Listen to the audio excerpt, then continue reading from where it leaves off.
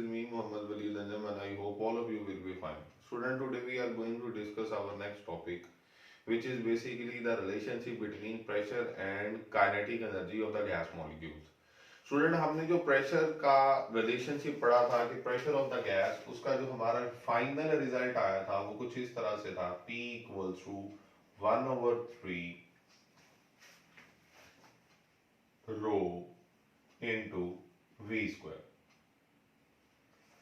Student अगर हम इस रिलेशनशिप को देखें तो इस रिलेशनशिप में ये जो टर्म रो है दैट रिप्रेजेंट्स द डेंसिटी, और डेंसिटी हम लोगों ने पढ़ी हुई है किसके बराबर होती है, मास per unit volume.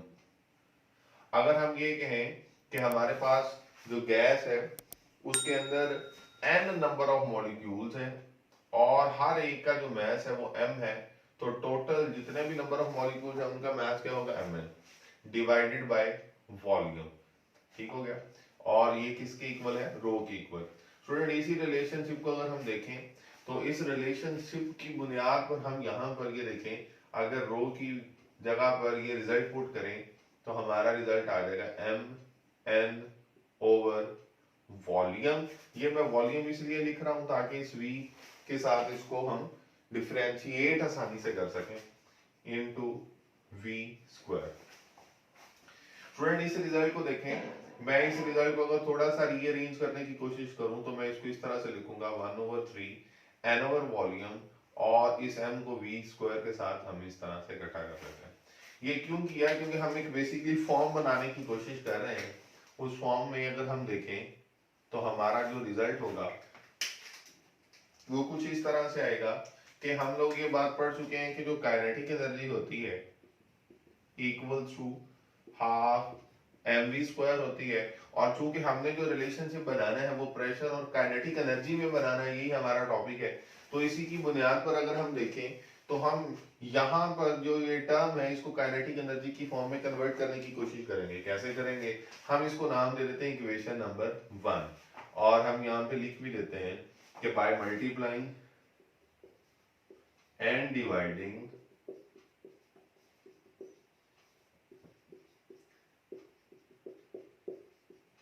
Equation 1 with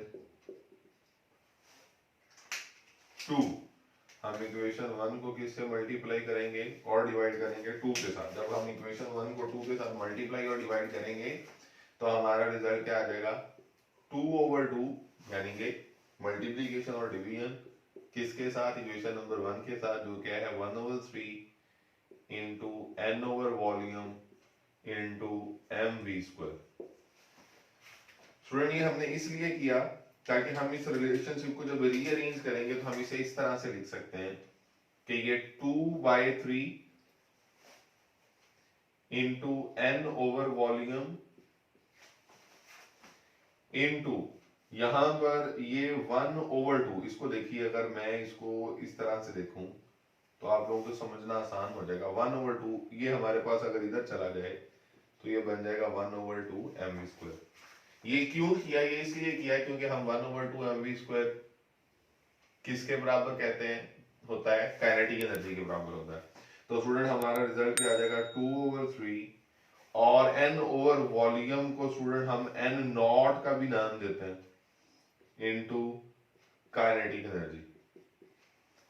और चूंकि 2 भी एक कांस्टेंट है, 3 भी एक कांस्टेंट है, और n नॉट की वैल्यू भी कांस्टेंट है, तो हम इसको इस अंदाज में भी लिख सकते हैं कि ये तमाम टर्म चूंकि कांस्टेंट है इनटू काइनेटिक एनर्जी। और स्टूडेंट इससे अगर हम देखें तो जो हमारा प्रेशर, चूंकि ये सारा प्रेशर के इक्वल था ये हमारे सामने, तो प्रेशर इक्वल टू कांस्टेंट जब होगा तो हम इसको लिख सकते हैं कि pressure is directly proportional to the kinetic energy. और अगर हम इसके रिजल्ट को लिखें कि इसका जो हमारा फाइनल रिजल्ट आया है वो क्या है, तो हम लिखेंगे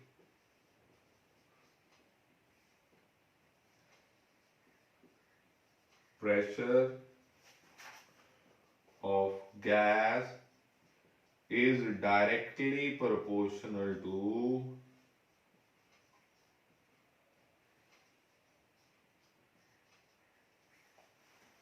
average translational kinetic energy of molecules, ये हमारा रिजल्ट बन गया। स्टूडेंट इसी रिजल्ट में हम ये जो इक्वेशन है इसको इक्वेशन नंबर 2 कह देते हैं क्योंकि इसके फर्दर हम यूज करेंगे। अब हमारे पास जो नेक्स्ट कॉन्सेप्ट है वो इसके अलावा वो है जी टेम्परेचर और काइनेटिक एनर्जी का रिलेशनशिप, जिसको हम क्या क्या नाम देते हैं, इंटरप्रिटेशन ऑफ द टेम्परेचर।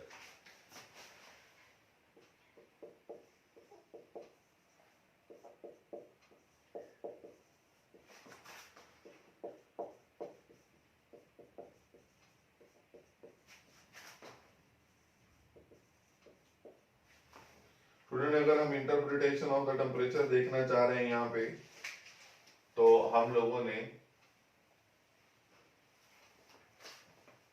एक रिलेशनशिप पढ़ा हुआ है, PV equals to nRT।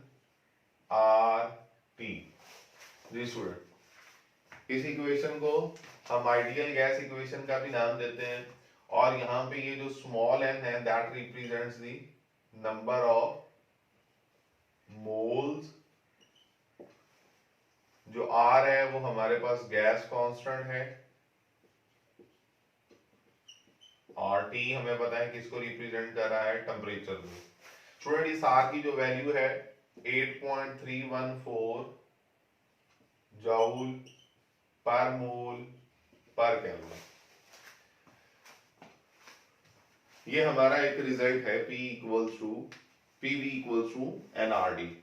Student अगर यहां से हम देखें तो हमारे पास ये जो स्मॉल n है, चूंकि ये रिप्रेजेंट कर रहा है नंबर ऑफ मोल्स को, और हमने कहा कि गैस के जो हमारे पास किसी भी एक वेसल के अंदर नंबर ऑफ मॉलिक्यूल्स है वो n है, तो नंबर ऑफ मोल्स को हम किस तरह से लिख सकते हैं, number of molecules divided by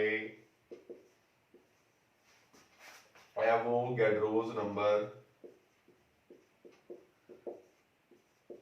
तो स्टूडेंट हम ये अगर इसको समझें कि हमारे पास n नंबर ऑफ मॉलिक्यूल्स थे गैस के, जो हमने प्रीवियस टॉपिक में भी यानी कि यहाँ पर भी देखा, और एवोगैड्रोस नंबर के लिए हम उससे लिखेंगे Na, तो हमारा ये जो स्मॉल n हो किसके इक्वल हो जाएगा, कैपिटल N ओवर Na के बराबर हो जाएगा। और इस वैल्यू को अगर हम यहाँ पे पुट कर दें तो PV equals to capital N over Na into R into D, ये बन जाएगा।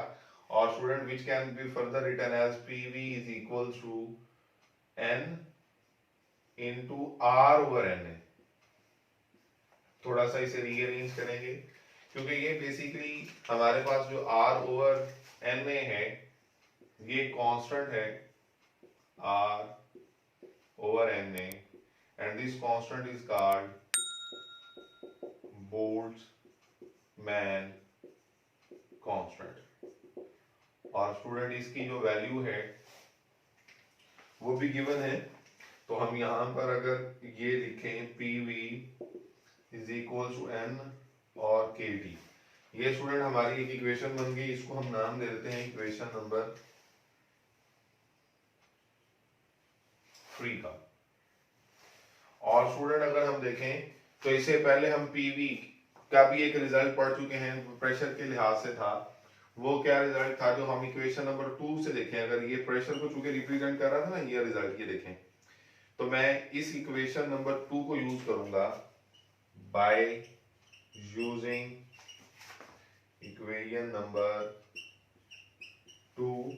तो जब हम इसे इस्तेमाल करेंगे तो इस इक्वेशन नंबर 2 के मुताबिक हम ये कहते थे कि जो हमारा प्रेशर है that is equals to 2/3 n over volume, n over volume into half mv square. Student इस इक्वेशन को मैंने एज इट इज लिख लिया।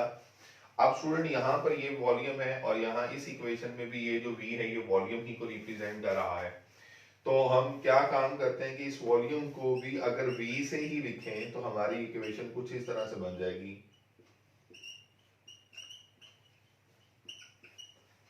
ये V इधर आकर अगर मल्टीप्लाई हो जाए तो ये बन जाएगा PV is equal to 2/3 into, इसकी जगह पर हम काइनेटिक एनर्जी भी लिख सकते हैं। तो स्टूडेंट अगर हम देखें तो ये इसको मैं नाम दे देता हूं इक्वेशन नंबर 4 का। इक्वेशन नंबर 3 भी PV इक्वल्स टू NKT और इक्वेशन नंबर 4 भी PV equals to this value. अगर ये हमारे पास दोनों इक्वेशन PV के बराबर हैं तो अगर हम इक्वेशन नंबर 4 से PV की वैल्यू इक्वेशन नंबर 3 में पुट करते हैं तो हमारे पास स्टूडेंट रिजल्ट क्या आता है, हम इससे देख लेते हैं। जी स्टूडेंट, अगर हम इन दोनों इक्वेशन को इक्वेशन नंबर 3 और इक्वेशन नंबर 4 को देखें तो हम लिख सकते हैं by putting value of PV from equation 3 into equation 4। जी स्टूडेंट, अब हम अगर देखें तो इक्वेशन नंबर जो 4 है वो हमने यहाँ पे लिखी भी हुई है, PV equals to 2/3 into N into kinetic energy. ये देखें यहाँ पर हमारे पास अगर हम इक्वेशन नंबर 4 से और ये जो इक्वेशन नंबर 3 से PV की वैल्यू इसमें पुट करें तो हमारा रिजल्ट क्या आ जाएगा, PV की जगह पर लिखेंगे NKT equals to 2/3 N into kinetic energy. अब स्टूडेंट क्या होगा, दोनों साइड पर n है, कैंसल आउट हो जाएगा। हमने चूंकि टेम्परेचर का रिजल्ट निकालना है तो T equals to 2/3K into kinetic energy. तो स्टूडेंट 2 भी कांस्टेंट है, 3 भी कांस्टेंट है और K भी कांस्टेंट, और K के लिए हम पहले पढ़ चुके हैं K equals to R/NA which is called Boltzmann constant, और इसकी जो वैल्यू है वो 1.38 into 10⁻⁻³ joule per kelvin. Student इस लिहाज से हम इसको लिख सकते हैं T इक्वल्स टू, ये सारा फैक्टर चूंकि कांस्टेंट है तो हम लिखेंगे T is equals to constant into kinetic energy which can further written as temperature is directly proportional to kinetic। और इसी के रिजल्ट को स्टूडेंट फिर हम किस तरह से लिखेंगे, जैसे हमने पीछे प्रेशर के रिजल्ट को लिखा था तो हम लिखेंगे temperature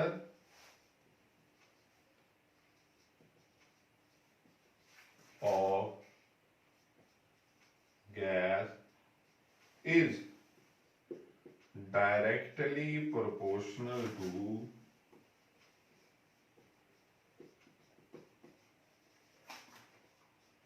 average translational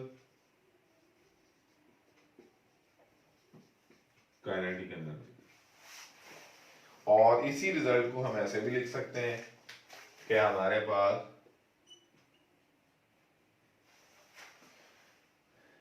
the average translational kinetic energy of gas molecules appears in the form of temperature।